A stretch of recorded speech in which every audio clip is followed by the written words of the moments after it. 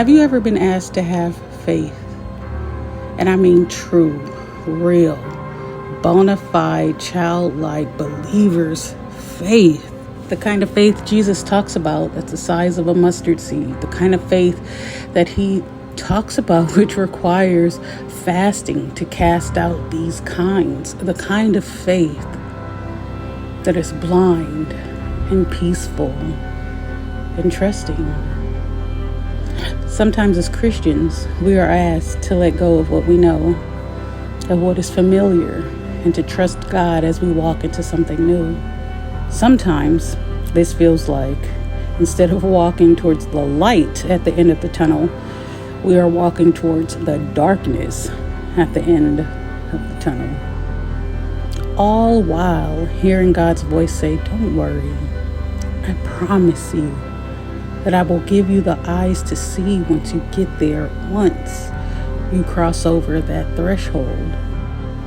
Sometimes I refer to faith, true faith, in its purest form, as holding on to an invisible hand in a dark room. You can't see your way.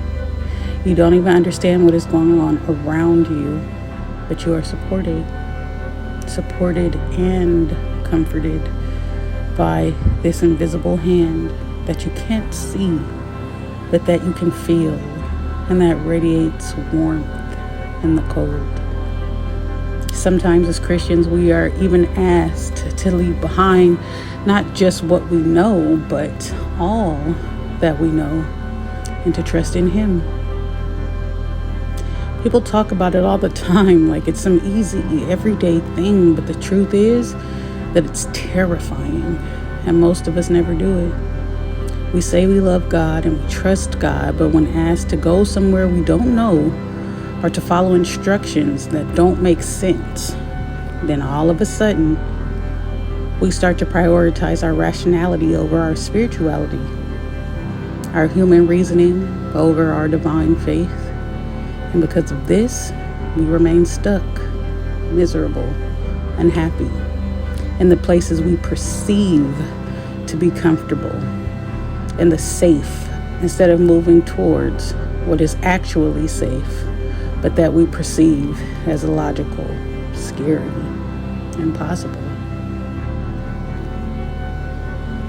This brings to mind a surprisingly but truthful cliche: to let go and let God.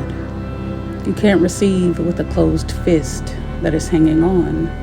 You can only receive once you let go and open your hand. But what if the opening of this hand means you have to trash your entire belief system?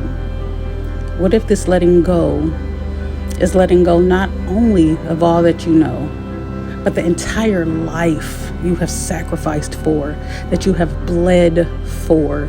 What if this letting go requires you to break the mold that you have broken your bones in order to fit into? Then what? Then who are you?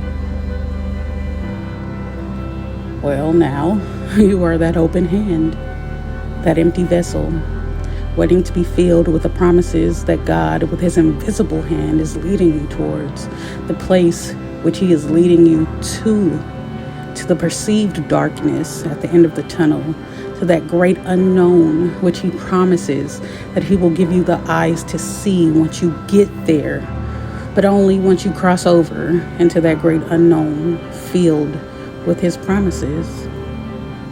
At the end of the day, if we truly call ourselves Christians, then let's trust Him. Let's hold on to this invisible hand as we walk towards the dark and believe the voice that tells us He will give us the eyes to see once we get there.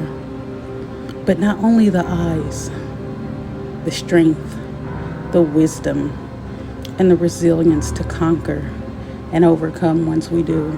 As I was meditating on this, a prophetic word came to me and an angel number, which I want to share with you today to help give you hope, to help you have the courage to hold on to that invisible hand in a dark room that is leading you towards what you perceive to be darkness at the end of the tunnel, but that is actually the truth. That is actually the light. That is actually the promise. And here's the word. I know what God showed me. Angels are your patrons and your protector. And they are telling you that they will help you with your imagination and your receptivity, which will be vital skills. God gives you a profound understanding which comes straight from the guidance of heaven. All of this is combined with an improvement for your mental faculties to help put them in step with your imagination. Be aware of your optimism, how important family is, idealism, and creativity. The angels are asking you to let go of your fears and refocus on your goals. You may not know it yet, but you have the skills and natural capacities to succeed. You should stay positive and calm in order to reach fulfillment. At the same time, trust in yourself and in those around you to help you achieve your dreams. And if you are one that is still waiting on true love, then the meaning of this message shows that your life in love is very promising. It could be summarized as all your dearest wishes will come true. And this is whether you are in a relationship or single. Only drawback will be that of sinning out of pride. In other words, by closing doors and not looking at your situation in a full and global way, but look at it with an overflow of self-love and trust, knowing that if you let go, everything will smile on you. In Jesus' name.